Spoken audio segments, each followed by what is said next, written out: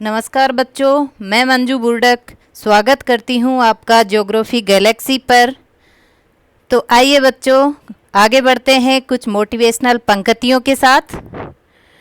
डर मुझे भी लगा फासला देखकर, डर मुझे भी लगा फासला देखकर, पर मैं बढ़ता गया रास्ता देखकर। खुद ब खुद मेरे नज़दीक आती गई मेरी मंजिल मेरा रास्ता देखकर, मेरी मंजिल मेरा रास्ता देखकर। तो बच्चों, आज हम क्लास 12th के चैप्टर 3 को पढ़ेंगे, जो है जनसंख्या, वितरण, घनत्व एवं वृद्धि। जनसंख्या का वितरण, घनत्व और वृद्धि इसमें पढ़ेंगे। यह चैप्टर मुझे नहीं लगता कि इंडिया लेवल की किसी भी प्रतियोगिता परीक्षा से अछूता है। यहाँ तक कि नीट एग्ज़ाम, जो मेडिकल कॉलेजेस में एंट्रेंस एग्ज़ाम होती है नीट, उस एग्ज़ाम में भी यहाँ से क्वेश्चन उठाए जाते हैं बच्चों। तो आइए अपन बड़े ध्यान से इस चैप्टर को पढ़ेंगे। जनसंख्या का वितरण, घनत्व और वृद्धि।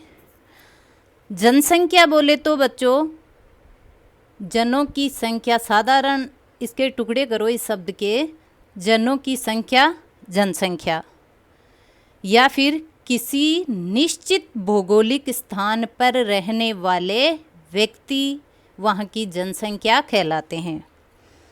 जनसंख्या वितरण, वितरण में आ जाएगा धरातल पर मनुष्य के फैलाव का जो स्वरूप है वो जनसंख्या वितरण कहलाता है। धरातल पर मनुष्य के फैलाव का स्वरूप ही जनसंख्या वितरण है। मानव का अध्ययन क्यों करते हैं हम? कभी आपके भी ये दिमाग में आई हुई होगी ये बात कि अपन मानव का ही अध्ययन क्यों करते हैं। तो बच्चों, मानव क्यों अलग है, क्यों उसका अध्ययन किया जाता है, इसके लिए मैंने 5 लाइनें लिखी है। ये देखिए आप। क्योंकि भूमि, मिट्टी, खनिज पदार्थ, वनस्पति और जंतुओं का प्रयोग मानव करता है। नंबर 2, उद्योग, व्यापार, परिवहन आदि आर्थिक क्रियाएं मानव करता है। उत्पादन, कृषि, पशुपालन, निर्माण उद्योग, व्यापार, परिवहन आदि सब मानव करता है। सामाजिक संगठन, राजनीतिक प्रबंधन और सांस्कृतिक विकास जैसे कार्य मानव करता है। तो प्राकृतिक संसाधनों का उपयोग कर संस्कृति का निर्माण भी मानव ही करता है। अतः मानव का अध्ययन महत्वपूर्ण बन जाता है। अतः मानव का अध्ययन महत्वपूर्ण बन जाता है। जनसंख्या वितरण की हम बात करें तो 80% जनसंख्या बच्चों 20% भूभाग पर है। पृथ्वी का अगर 80% जनसंख्या देखें विश्व की, तो वो पृथ्वी के 20% भूभाग पर ही स्थित है, पाई जाती है। और बाकी जो बच गई 20% जनसंख्या, वो जो बच गया भूभाग पृथ्वी का 80%, उस पर पाई जाएगी। तो कितनी विषमता है आप ये देखिए, जनसंख्या वितरण में कितनी विषमता है। एक तरफ 20% भूभाग पर 80% जनसंख्या है, दूसरी तरफ 20% जनसंख्या 80% भूभाग पर वितरित है। विश्व जनसंख्या की बात करें तो विश्व जनसंख्या में 2001 की जो जनगणना थी, 2001 की जनगणना, उसमें अपने पूरे विश्व भर की जनसंख्या देखी जाए तो 613.71 करोड़ थी। 613.71 करोड़ जनसंख्या थी विश्व की 2001 की जनगणना में। और 2011 वाली जनगणना, जिसके अंतिम आंकड़े 2013 में आए थे, उसकी जनसंख्या 714 अरब करोड़ ये हो गई। 714 करोड़ या 7.14 अरब। ठीक है। नेक्स्ट, विश्व जनसंख्या के असमान वितरण का प्रतिरूप हम देखेंगे। इसमें भी मैंने पॉइंट बना के डाले हैं। तो आपको अगर बड़ा क्वेश्चन पूछे बोर्ड की एग्ज़ाम में, 12th में आपको बड़ा क्वेश्चन पूछे या फिर RS वगैरह में भी बड़ा क्वेश्चन पूछा जाए, तो ऐसे ही पॉइंट बना के हम उसमें लिखेंगे तो बहुत अच्छा स्कोर होगा अपना। तो ए में दिया है कि 2/3 जनसंख्या जो है, 2/3 जनसंख्या 14% भाग पर है। ठीक है। नेक्स्ट 57% जनसंख्या की बात करें तो वो सिर्फ 5% भाग पर ही है। 2/3 समझ गए आप, टोटल में से 2/3 जनसंख्या 14% भाग पर ही है। मतलब 3 भाग करें अपन पूरी जनसंख्या के तो 2 भाग तो सिर्फ 14% पर ही है। बाकी जो सारा बच गया वो सारी, एक जो भाग बचा 3 का, वो अन्य जो भी 14% के अलावा जितना रह गया उस पे क्या है, जैसे 86%। कितना रह गया परसेंट देखे तो 86% भाग पर जो 1/3 भाग था जनसंख्या का बचा हुआ वो होगा। कितनी विषमता है आप देखिए। 57% जनसंख्या की अगर बात करें हम विश्व भर की तो सिर्फ 5% भाग पर ही विद्यमान है। और 85% की भी बात करें जनसंख्या की तो यह है उत्तरी गोलार्ध में। ये इम्पोर्टेंट है बच्चों, याद रखिएगा।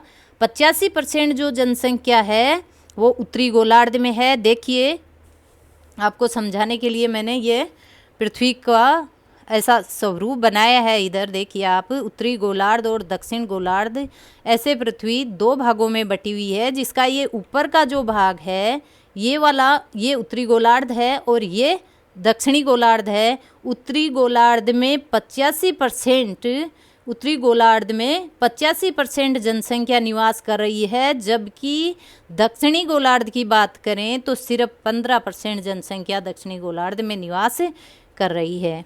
नेक्स्ट,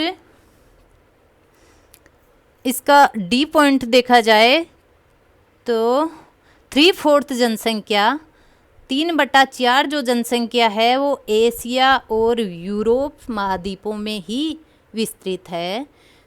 3/4 जो भाग है जनसंख्या का वो तो एशिया और यूरोप जो महाद्वीप हैं दोनों, उनमें ही निवास कर रही है।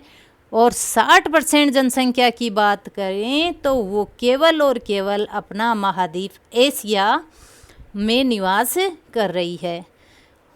नेक्स्ट, जबकि ओसेनिया की बात कर लें, बिल्कुल विपरीत ओसेनिया की बात कर लें तो ओसेनिया क्षेत्र में तो मात्र 0.5%, 0.5% जनसंख्या निवास कर रही है।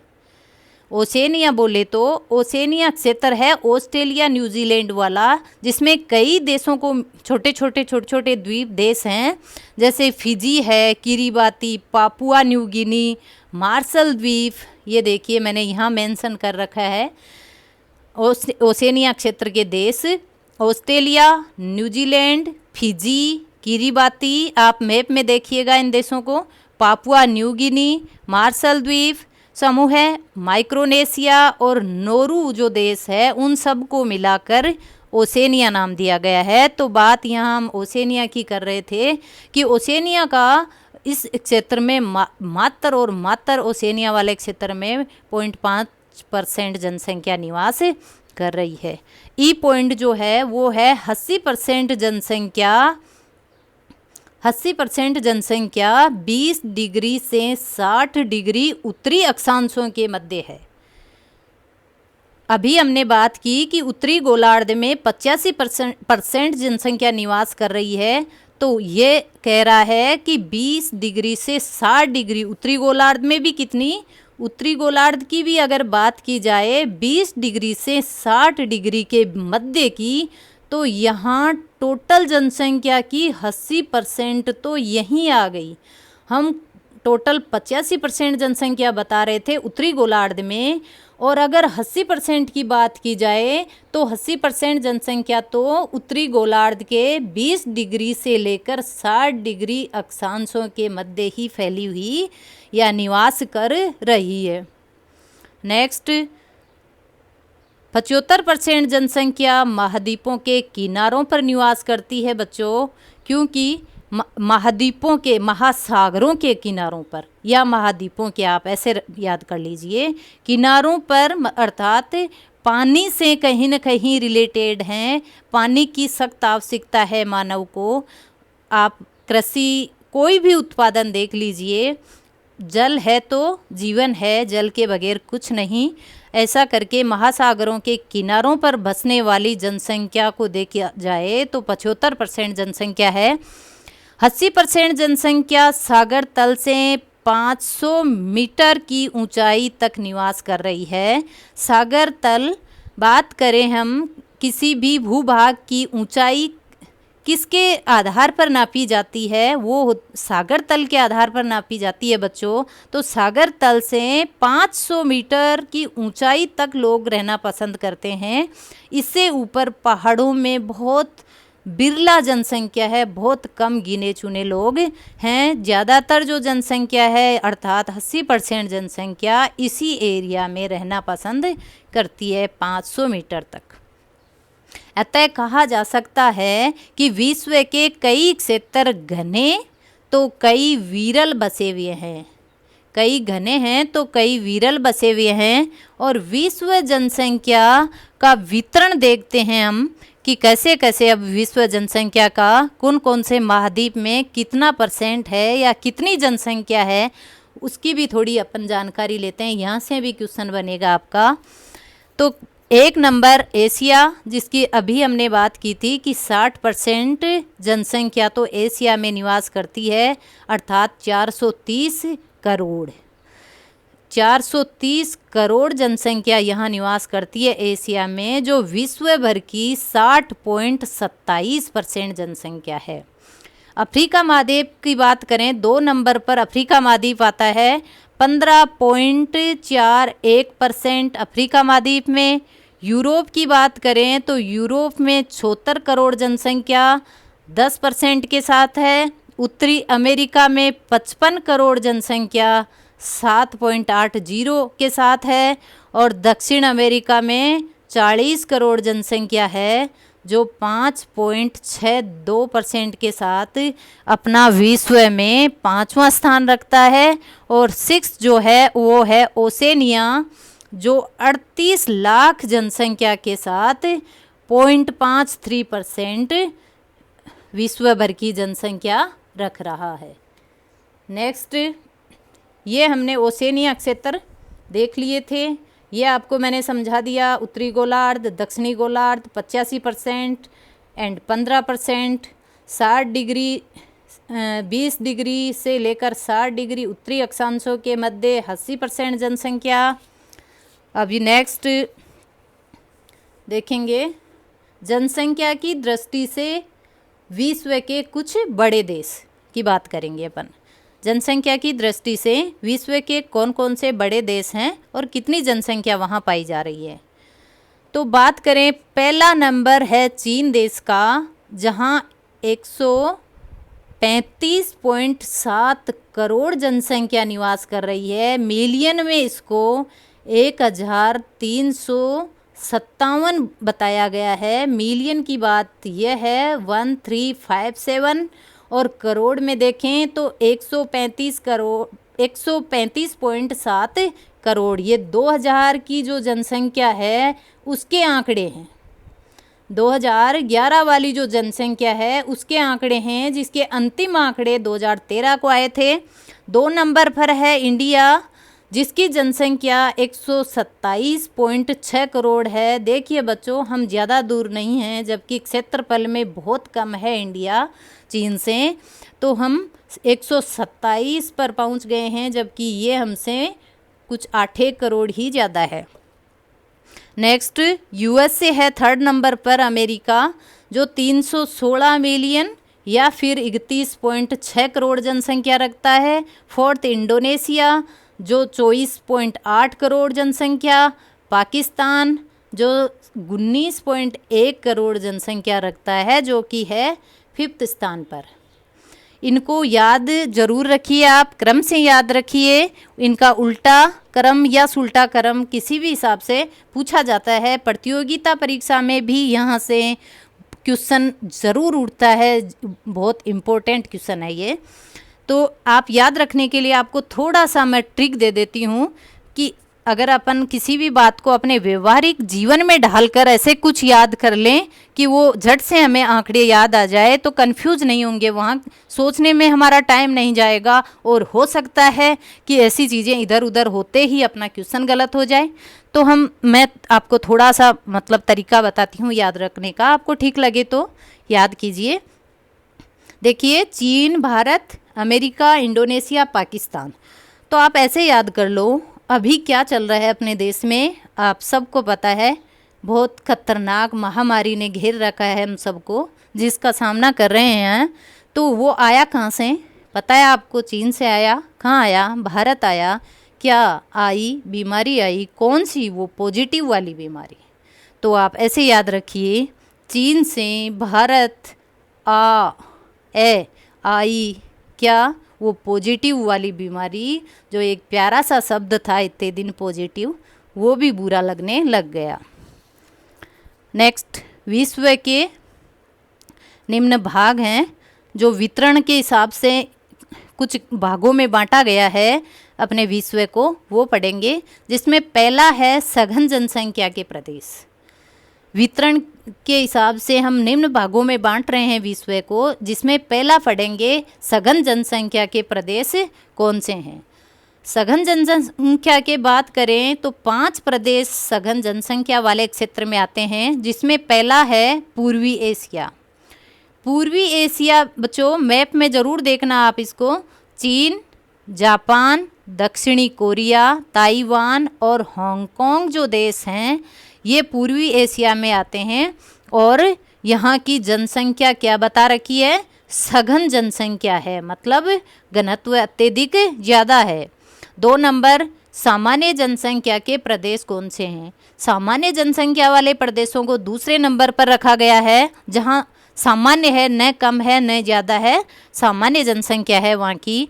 तो उसमें अपन देखते हैं कि प्रकृति के साथ अनुकूलन किया जाता है वहाँ। जैसे कि एंडीज पर्वत की बात करें तो प्रतिकूल दशाओं के होते हुए भी तांबे की जो उपलब्धता है, तांबे की उपलब्धता के कारण चिल्ली की जो चुकाई, कामरा आदि जो खाने हैं तांबे की, तथा कनाडा में बात करें यूरेनियम शहर की, तो वहाँ यूरेनियम के कारण, और पश्चिमी ऑस्ट्रेलिया की बात की जाए तो वहाँ स्वर्ण खनन के कारण सघन जनसंख्या का निवास है। और मैप में हम देखें तो जहाँ जहाँ हमने सघन जनसंख्या वाले प्रदेश देखे हैं, उसके जस्ट पास में महाद्वीपों की ओर सघन जनसंख्या के जस्ट पास में जो एरिया है वो सामान्य जनसंख्या वाला है। 3rd नंबर, विरल जनसंख्या के प्रदेश। विरल जनसंख्या में विषम जलवायु के कारण क्षेत्रों की स्थिति व ऊंचावच की विषमता के कारण यहाँ 70% भूभाग पर सिर्फ 5% जनसंख्या निवास कर रही है। 4th है अति न्यून जनसंख्या का क्षेत्र। अति न्यून जनसंख्या क्षेत्र में आ जाएगा जलवायु व धरातल की कठोरता। जलवायु भी कठोर है वहाँ, धरातल भी कठोर है, अतः वहाँ की जनसंख्या अति न्यून है। जैसे कि अति शीतल या फिर उष्ण मरुस्थल। मरुस्थलों की बात की गई है, चाहे वो ठंडा हो या गर्म। उच्च धरातल अर्थात ये पठारी पर्वत वाला भाग। और विषुवत रेखीय आर्द्र वन, जहाँ हमेशा बारिश होती रहती है, कीड़े मकोड़े, मक्खी मच्छर, पेड़ ही पेड़, वहाँ भी जनसंख्या का निवास बहुत विरल पाया जाता है, लोग वहाँ रहना पसंद नहीं करते। तो ये 4 जो प्रदेश हैं हमने देख लिए। नेक्स्ट पढ़ेंगे जनसंख्या वितरण को प्रभावित करने वाले कारक कौन से हैं। जनसंख्या वितरण को प्रभावित करने वाले कारकों की बात की जाए तो इनको हमने 4 भागों में बांटा है। एक तो है पहला विश्वव्यापी, दूसरा प्रादेशिक कारक, तीसरा सांस्कृतिक और चौथा है सामयिक कारक। इन 4 कारकों को अपन विस्तृत देखेंगे कि इसमें कौन कौन सी स्थितियां आती है। विश्वव्यापी जो कारक है वो हैं अवस्थिति, कि अमुक स्थान जिसकी हम बात कर रहे हैं वो स्थान कहाँ, उसकी स्थिति लोकेशन कहाँ है, तो उस हिसाब से जनसंख्या का निवास वहाँ सघन है, विरल है, ये देखा जाएगा। दूसरा, वहाँ जलवायु की दशाएं कैसी है, जलवायु को देखकर मानव रहना पसंद करता है या उसकी जो वृद्धि दर है वो बढ़ती है। धरातल वहाँ कैसा है, और फोर्थ है कि समुद्र तल से ऊंचाई कितनी है, जो कि हमने पीछे बात की है कि 500 मीटर तक ये लोग, कोई मानव जो है 500 मीटर तक रहना पसंद करता है या उनकी जनसंख्या सघन पाई जाती है, बाकी ऊपर रहना पसंद नहीं करता और कम जनसंख्या पाई जाती है। प्रादेशिक कारकों की बात की जाए, प्रादेशिक अर्थात किसी प्रदेश विशिष्ट की बात हो रही है, यहाँ किसी विशेष प्रदेश में कौन कौन से कारक हो सकते हैं जो जनसंख्या को या तो आकर्षित कर रहे हैं या फिर धक्का दे रहे हैं। जैसे कि भूमि की बनावट कैसी है उस प्रदेश की। अगर बात अपन करें अपने राजस्थान की, तो राजस्थान में ही देख लो आप, मरुस्थल जो एरिया है वहाँ कम लोग रहना पसंद करेंगे। बाकी जब आप उधर नदियों की तरफ जाओगे, ज्यों ज्यों पूर्व साइड में दोमट मिट्टी का जहाँ बिछाव है, वहाँ भूमि की बनावट समतल है, तो उधर लोग ज़्यादा रहना पसंद करेंगे। जल आपूर्ति को देखते हैं, जल आपूर्ति प्रॉपर है तो जनसंख्या वहाँ भी सघन होगी। मिट्टियाँ कैसी है, उपजाऊ है या अनउपजाऊ है, वो भी इसमें मायने रखती है ही है। वनस्पति का है अहम योगदान, खनिज संसाधनों का भी है, जहाँ आपको कई जगह ऐसी मिलेगी जहाँ विरल मतलब कठोर जलवायु होते हुए भी अगर खनिज संसाधन पाए जा रहे हैं, खाने हैं, तो इसका मतलब वहाँ रोजगार के साधन हैं और उसके पास जनसंख्या आपको सघन मिलेगी। और शक्ति के संसाधन बात करें हम अपने रेगिस्तान के बाड़मेर जैसलमेर ज़िलों की, तो वहाँ इतनी विरल जनसंख्या थी। अभी कुछ दिनों में वहाँ, कुछ वर्षों में वहाँ शक्ति संसाधन, पेट्रोल, गैस वगैरह के अथाह भंडार मिले हैं, उससे वहाँ जनसंख्या लगातार बढ़ रही है। सांस्कृतिक कारक देखे जाएं तो सांस्कृतिक कारकों में आर्थिक अवस्था आ जाएगी, उन्नति का स्तर देखा जाता है। सांस्कृतिक अर्थात आर्थिक अवस्था कैसी है उस स्थान की, और उन्नति मतलब वो स्थान विशेष उन्नति कर रहा है वहाँ का मानव। राजनीतिक स्थितियाँ कैसी है, अनुकूल है या प्रतिकूल है। मनोवैज्ञानिक दृष्टि से भी देखेंगे कि हमारे अनुकूल वहाँ का वातावरण या जो माहौल है वो है कि नहीं। परिवहन की व्यवस्था प्रॉपर है कि नहीं। व्यापार, आदान प्रदान, वस्तु विनिमय वगैरह वो सब है कि नहीं, ये सब सांस्कृतिक कारक में आ जाएंगे। सामयिक कारकों में मतलब हाल फिलहाल इस वक्त वहाँ क्या चल रहा है, कैसा वहाँ का वातावरण है, वो हमारे अनुकूल है कि नहीं। पारस्परिक निर्भरता कितनी है लोगों की। धर्म का भी विशेष स्थान होता है इसमें बच्चों। अगर आप देखो तो किसी एक पर्टिकुलर धर्म के कोई क्षेत्र में निवास कर रहे हैं लोग, तो दूसरा धर्म वाला 1-2 लोग वहाँ रहना नहीं पसंद करेंगे, सब वहाँ मिक्स होंगे तो ज़्यादा अच्छा लगेगा। या फिर अपना धर्म अगर वहाँ ज़्यादा बसावट होगी तो वहाँ व्यक्ति रहना पसंद ज़्यादा करता है। सामाजिक संरचना उस क्षेत्र की कैसी है, ये भी उन कारकों में, सामयिक कारकों में आता है।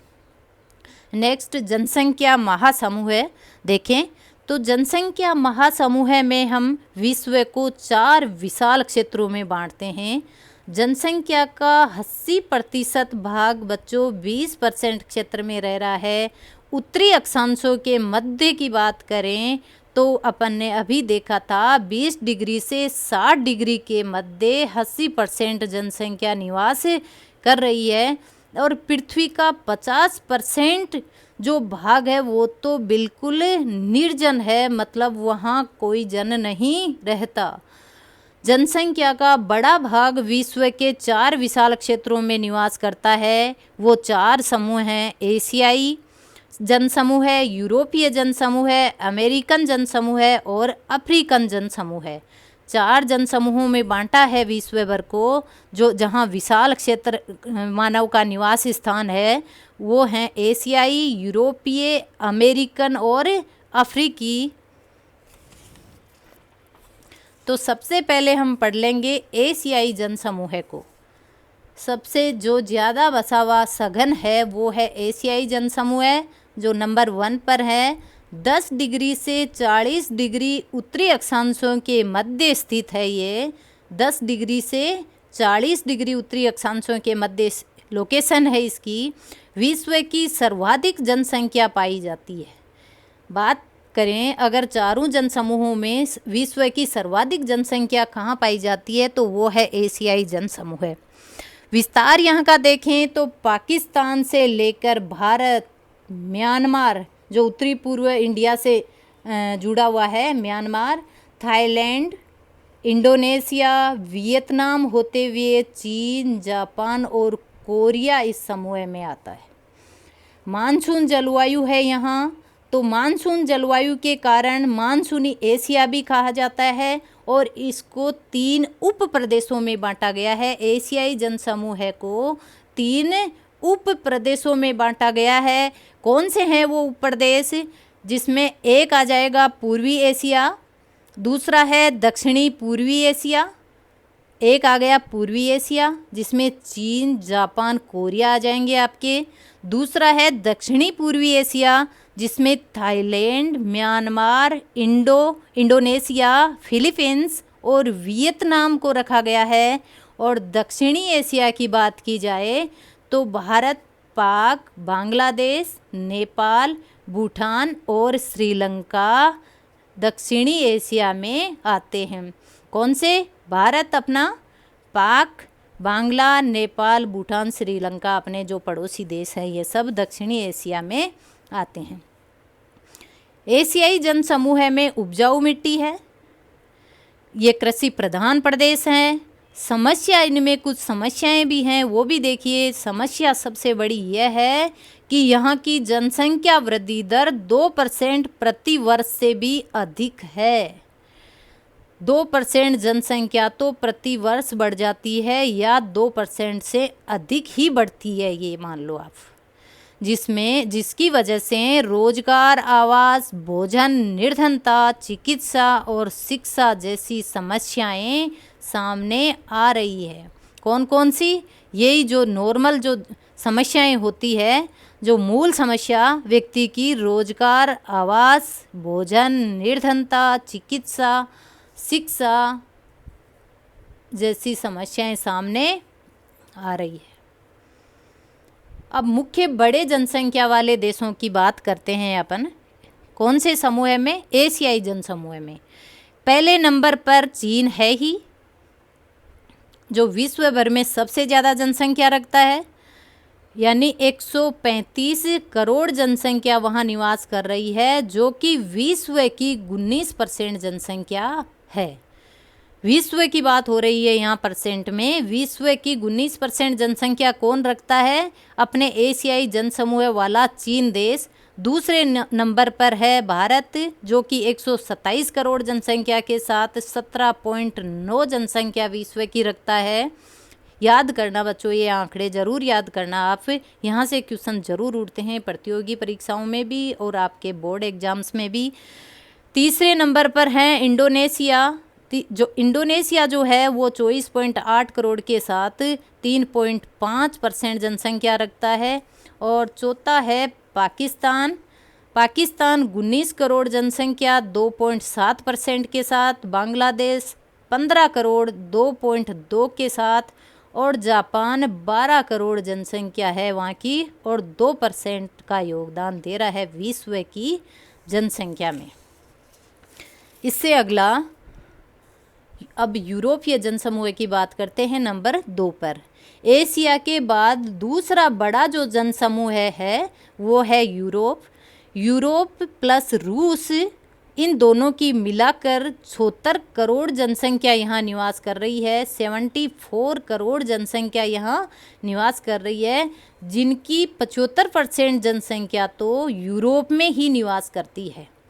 बाकी जो बची वो रूस में, और उनमें टोटल 100 में से 75% जनसंख्या यूरोप में निवास कर रही है। यूरोपीय जनसमूह की बात करें तो इसका विस्तार जो है वो है 40 डिग्री से 60 डिग्री उत्तरी अक्षांशों के मध्य। यूरोपीय जनसमूह का विस्तार 40 डिग्री से 60 डिग्री उत्तरी अक्षांशों के मध्य है, और सर्वाधिक की भी बात की जाए तो ये 45 डिग्री से 55 डिग्री उत्तरी अक्षांशों के मध्य सघन जनसंख्या है। सघनतम जनसंख्या यूरोप की 45 डिग्री से 55 डिग्री 10 डिग्री के अंदर अंदर सघनतम जनसंख्या यूरोप में उत्तरी अक्षांशों में पाई जा रही है। और 45 से 55 डिग्री उत्तरी अक्षांशों के मध्य फैलने का कारण क्या है? कोयला पेटी के सहारे उद्योगों और नगरों का सर्वाधिक विकास हुआ है। यहाँ क्या है? कोयला पेटी है, जिसके कारण उद्योगों और नगरों का सर्वाधिक विकास हुआ है। और यूरोप की जो सघनतम जनसंख्या वाला क्षेत्र है वो है 45 डिग्री से 55 डिग्री, कारण कोयला पेटी का विस्तार। यहाँ जन्म दर और मृत्यु दर दोनों ही कम हैं। यहाँ जन्म दर और मृत्यु दर कुछ भी ज़्यादा नहीं है, दोनों ही कम है। अतः जनसंख्या बिल्कुल स्थिर अवस्था में है बच्चों। अतः यहाँ जनसंख्या की समस्या बिल्कुल नहीं है, बल्कि वहाँ तो जनसंख्या वृद्धि पर बल दिया जाता है। वहाँ तो जनसंख्या वृद्धि पर बल दिया जाता है, जो बिल्कुल अपने से अपोजिट चीज़ है। 70% जनसंख्या नगरों में निवास कर रही है वहाँ की, क्योंकि अधिकतर जनसंख्या सेवा कार्यों में लगी हुई है। सेवा कार्य बोले तो ये उद्योग, निर्माण वगैरह, परिवहन, यातायात, संचार, ये सब आ गए, सेवा कार्यों में लगे हैं। इसलिए 70% जनसंख्या नगरों में निवास करती है। प्रति व्यक्ति आय की भी बात करें तो अधिक है, और जीवन स्तर इनका उच्च है। समस्या जैसी इनके कोई चीज़ ही नहीं है। प्रमुख देश यहाँ के देखें तो पहला नंबर रूस का है, जो कि 14.44 करोड़ जनसंख्या के साथ विश्व की 2% जनसंख्या रखता है।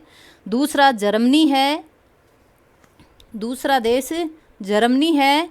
जर्मनी में 8.20 करोड़ जनसंख्या, 1.10% विश्व की जनसंख्या। ग्रेट ब्रिटेन में 6.40 जो है 0.90% के साथ। फ्रांस में है 6.40 करोड़ जनसंख्या, जो कि है 0.90%। ये दोनों में सेम है, ग्रेट ब्रिटेन और फ्रांस में। 5 नंबर पे इटली है, जिसमें 6 करोड़ जनसंख्या है, वो भी 0.90% के साथ अपना 5वां स्थान रख रहा है।